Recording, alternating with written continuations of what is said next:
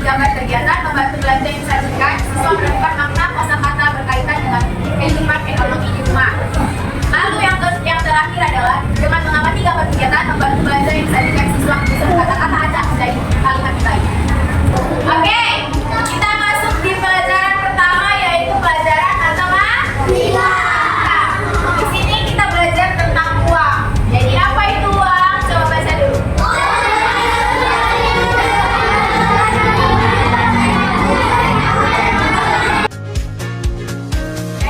Jadi uang itu adalah sesuatu yang kita gunakan untuk membeli barang dan jasa. Dan kita bayangkan kalau kita mau beli es krim, apa yang harus kita berikan kepada penjualnya?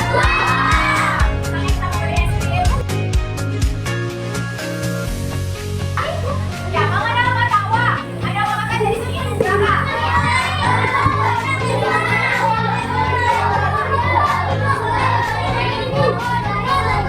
Ya, apakah ada pertanyaan? Saya sudah. Sudah paham? Kita lanjut ke pelajaran PKN. Apa itu PKN? Pendidikan. Ya, kita sekarang akan kita kalau dulu namanya pendidikan kewarganegaraan. Oke. Jadi lihat gambarnya yang apa, Nak? Gambarnya lagi ngapain? Dari ilustrasi gambar tersebut, bagaimana contoh perilaku terhadap orang tua dan adik ketika makan bersama? Ayo, siapa yang bisa jawab?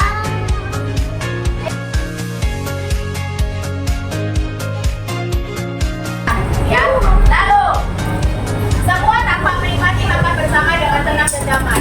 Ilustrasi tersebut menggambarkan suasana makan malam keluarga yang harmonis dan penuh kasih sayang.